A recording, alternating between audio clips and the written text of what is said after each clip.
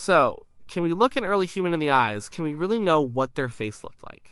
It's a simple question. The answer is not so simple. It's a mix of hard science, educated guesswork, and a bit of art. We can get close, we can create something that is probably a good likeness. But we can't create a photograph, we can't know for sure. The desire to see their faces is powerful. We find a skull that's 100,000 years old or a million years old, it's a fossil. It's an object, it's easy to feel disconnected from it. But if we can put a face on that skull, suddenly it's a person. It's an ancestor, it's one of us, in a way. That connection is what drives paleo artists and scientists to do this work. They want to bridge the immense gap of time and see the person who lived that life. It makes the story of human evolution feel personal. It all starts with the bone. The skull is the foundation for everything. Without it, you have nothing. A complete skull is a treasure. Often, paleoanthropologists find fragments, and the first job is to piece them back together. It's a high-stakes 3D jigsaw puzzle. Once you have the skull, you can start to learn things. The skull is not a blank canvas, it's full of clues. The overall shape tells you about the size and form of the head. The brain case gives you an idea of the brain size. The eye sockets, the orbits, tell you exactly where the eyes were and how far apart they were. The size of the orbits can even give a hint about the size of the eyeballs themselves. Then you look at the nose. There's a hole in the skull where the nose would be, called the nasal aperture. The shape and size of this opening can tell a specialist a lot. A wide opening might suggest a broad, flat nose, maybe adapted for a warm, humid climate. A narrow, tall opening might suggest a more projecting nose, maybe for a cold, dry climate. The little bone at the top, the nasal spine, gives a clue about the angle of the nose tip. But it's just a clue. The fleshy part, the cartilage that makes up the tip and wings of your nose, doesn't fossilize. So the exact shape of the nose tip is an educated guess. The mouth and jaw are also full of information. The size of the jawbone, the mandible, and the upper jaw, the maxilla, tells you about the power of their bite. The teeth tell you about their diet. The way the jaw juts forward, a condition called prognathism, is a key feature of many early hominins. This dramatically affects the profile of the face. Modern humans have very flat faces by comparison. But the most important clues on the skull for a facial reconstruction are subtle. They are the little bumps, ridges, and rough patches on the bone. These are the places where muscles attached. Every time you chew, squint, or smile, your facial muscles pull on the bone they're anchored to. Over a lifetime, this leaves marks. A trained expert can look at these muscle attachment sites and know how big and strong those muscles were. A prominent ridge above the eye socket means a strong temporalis muscle. One of the main chewing muscles ran down the side of the head. A rough, flared cheekbone means a powerful masseter muscle, the other big chewing muscle. These muscles are the scaffolding of the face. They determine how fleshy or gaunt the cheeks are, how strong the jawline looks. So the process begins. First, you need a perfect copy of the skull. In the old days, this meant making a plaster cast.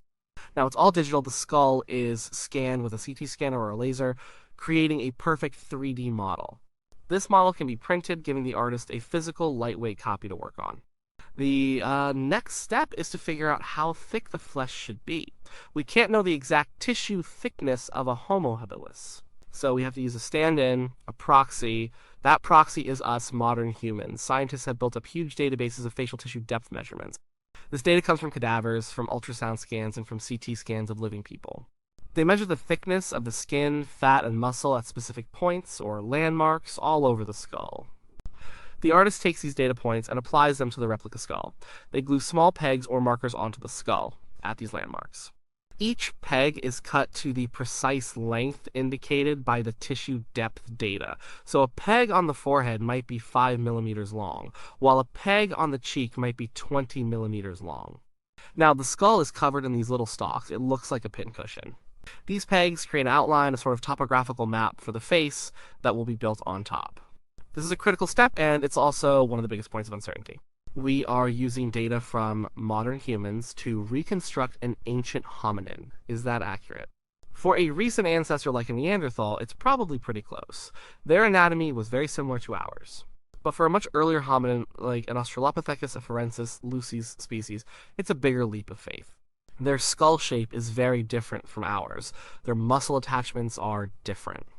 We just have to assume their soft tissues were broadly similar because we have no other data to go on. With the pegs in place, the sculpting begins. This is where the knowledge of anatomy is everything. The artist, often called a paleo artist, starts laying down muscles one by one using clay. They recreate the temporalis muscle on the side of the head. They add the masseter on the cheek. They build the orbicularis oculi, the circular muscle around the eye. They add the muscles around the mouth, the ones that allow for expression. The size and shape of each muscle are guided by the markings on the skull. The artist builds them up until they reach the tops of the guide pegs. The face slowly takes shape from the inside out. It's anatomy, not just art. They aren't just making a pretty face, they are rebuilding a functioning set of facial muscles. Once the muscles are in place, the artist adds the glands, like the parotid gland near the ear, and some fatty tissue deposits. Finally, a layer of clay skin is laid over the whole structure. This smooths everything out and forms the final surface of the face. The artist carefully works the clay to create the subtle contours of the cheeks, the forehead, the chin. But now we come to the hard part, the parts we just can't know from the skull. This is where the science ends and the informed artistry begins. Think about ears. Ears are made of cartilage. Cartilage doesn't fossilize, so we have no idea what the ears of an early human looked like. Were they big, small, attached or detached lobes? We don't know. Artists usually look at modern humans and other primates like chimpanzees and gorillas for inspiration. They create something plausible, something that looks like it belongs on that head. But it's a guess. The tip of the nose is another guess. The skull gives you the size of the nasal opening, but not the shape of the cartilage that sits on top of it. Our artists can make a good estimate based on the angle of the nasal bones, but the final shape, whether it was pointed, rounded, or upturned, is an interpretation. What about the lips? The skull can suggest the width of the mouth, but not the thickness of the lips. Again, artists look at modern human populations and other primates and make a reasonable choice. They tend to avoid extremes. They create lips that look functional and natural for that jaw structure. And then there are the big ones: skin color, eye color, hair color, and texture. The skull tells you nothing about these things, absolutely nothing. For most of human history, these features were pure speculation. Artists would often make choices based on the out of Africa model. For early hominins from Africa, they would choose dark skin, dark eyes, and dark curly hair, as these are traits adapted to a sunny equatorial environment. For hominins found in Europe, like Neanderthals, they might choose a lighter skin tone. This was logical, but it was still a guess. This is where a new tool has completely changed the game: ancient DNA. Getting DNA from ancient bones is incredibly difficult. DNA is a fragile molecule. It starts to break down as soon as an organism dies. Heat, water, and microbes all destroy it. For a long time, scientists thought it would be impossible to recover DNA from anything more than a few thousand years old. But technology has improved dramatically. Scientists can now extract and piece together fragments of DNA from bones and teeth that are tens of thousands, or even hundreds of thousands of years old. This ancient DNA, or aDNA, can answer some of the questions the bones can't. Geneticists can look for specific genes that we know control traits in modern humans. They found genes in the Neanderthal genome that are associated with red hair and light skin. This was a revelation. It meant that at least some Neanderthals, probably those living in northern latitudes with less sun, had evolved pale skin, just like modern Europeans, but through a different genetic path. Suddenly, paleo artists had hard data. They could create a reconstruction of a Neanderthal with fair skin, freckles, and red hair, and they could say it was based on genetic evidence. DNA can also tell us about eye color. The genes that control blue, brown, or green eyes are well understood. When a 7,000-year-old skeleton was found in a cave in Spain, DNA analysis showed that he had the genes for dark skin and blue eyes. This combination is rare today, and it was a complete surprise. It showed us a snapshot of a European population before the genes for light skin had become widespread. It challenged our assumptions about what ancient people looked like. So DNA is a powerful tool. But it has limits. We only have usable aDNA from a handful of hominin species, mostly Neanderthals and their close relatives, the Denisovans.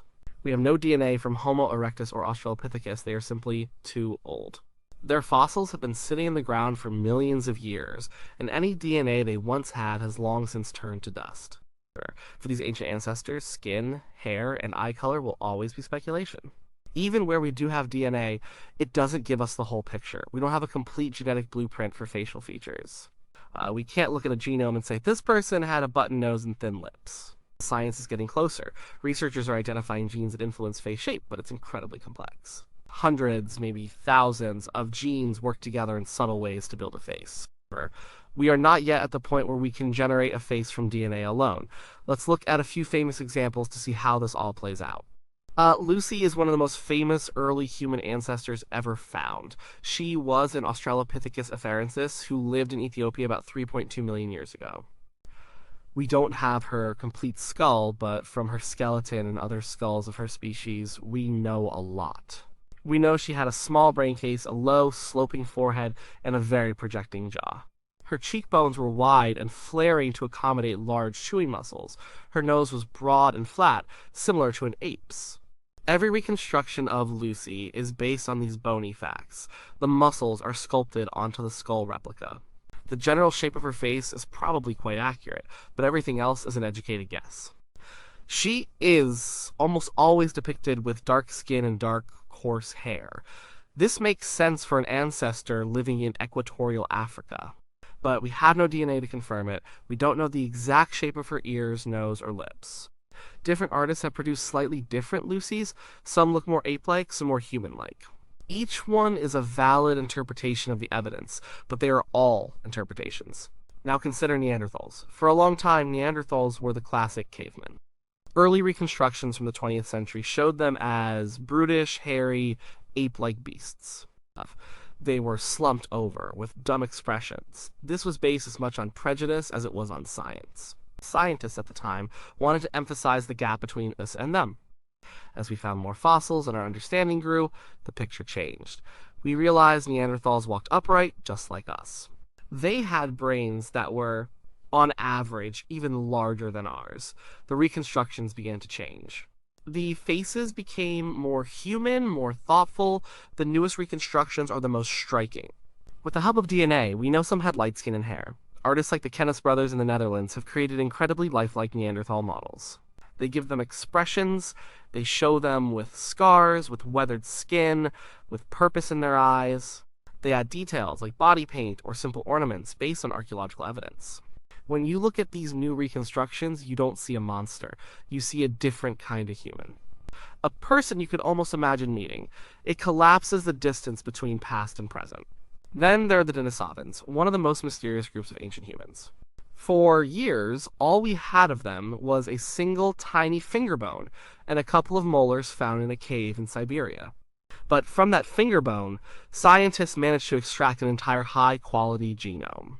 Here, the situation was reversed. We had the genetic blueprint, but we had almost no skull to put a face on. It was a huge challenge, but some researchers tried a novel approach. They looked at a process called methylation, which is a pattern of chemical changes to DNA that can affect how genes work. They found that the methylation patterns in Denisovan DNA were different from those in modern humans and Neanderthals, especially in genes related to skeletal development. By comparing these patterns, they predicted a list of Denisovan traits. The model predicted they would have a very wide face, a broad jaw, and a wide skull. It was a prediction based purely on genetics. Then, a few years later, a jawbone found in Tibet was identified as Denisovan. It was a massive, robust jawbone, and it matched the predictions from the DNA methylation map. It was an incredible moment, showing that we might one day be able to get a rough idea of face shape from DNA alone. But we are still a long way from that. The first full facial reconstruction of a Denisovan based on the skeletal and genetic data is still a very tentative first draft. Finally, to understand what a perfect reconstruction would look like, we can look at Otzi the Iceman. Because Otzi is not an early human. He lived around 5,300 years ago, but he died in the high Alps and was perfectly preserved in a glacier. We have his body, we have his skin, his hair, his eyes, his tattoos. We also have his complete genome. With Otzi, there is no guesswork. We know he had brown eyes, dark brown hair, and that he was lactose intolerant and had a predisposition for heart disease. The reconstruction of his face is not based on pegs and tissue depth markers. It's based on a direct 3D scan of his mummified head. The result is stunningly real. It is probably the most accurate facial reconstruction of any ancient person. The Otzi shows us the gold standard. He shows us what we are missing for the truly ancient hominins. We don't have their mummified skin or hair. All we have are the bones, and, if we're lucky, some fragmented DNA. So, what's the point of all this? If the reconstructions are not 100% accurate, why do we make them? The point is not to create a perfect police sketch of a long-dead individual. The point is to make the past tangible. A fossil skull in a museum case is an amazing object, but it's hard for most people to connect with. It doesn't look like a person. A well-made reconstruction, however, does. It has a presence. It has a gaze. It invites you to think about the life that person lived. What did they see with those eyes? What sounds did they hear with those ears? These faces also challenge our ideas about what it means to be human. When we see a Neanderthal that looks thoughtful or a Homo erectus that looks resourceful, it breaks down the simple, linear cartoon of evolution that many of us grew up with, the one that shows a knuckle-dragging ape slowly standing up and turning into a modern human. The reality was much more complex. There were many different kinds of humans living on the planet at the same time. These reconstructions help us appreciate that diversity. They help us see these other hominins not as failed experiments or stepping stones to us, but as successful populations who survived for hundreds of thousands of years in their own right. They are also a check on our own biases. The shift in how we depict Neanderthals, from brutes to complex people, reflects our own changing understanding. A reconstruction is a snapshot of what we know and what we think we know at a particular moment in time. As new fossils are found, and new technologies like aDNA analysis are developed, the faces will change. They will be refined, they will get more accurate. So can we recreate the face of an early human? The answer is a qualified yes. We can recreate the skull, we can rebuild the muscles based on solid anatomical principles. We can estimate the thickness of the flesh based on modern data. This gives us a good approximation of the face's shape and structure. The deep foundation of the face is scientific, but the surface details, the precise shape of the nose and ears, the thickness of the lips, the lines on the skin are an art. And the colors of the skin, eyes, and hair are a guess, unless we are lucky enough to have DNA. The final product is a hypothesis. It's a scientific visualization. It's the best we can do with the information we have. It's not the truth, but it's a powerful and honest attempt to get closer to it. It's an attempt to look an ancestor in the eye and acknowledge them as a person. And that is a profoundly human thing to do.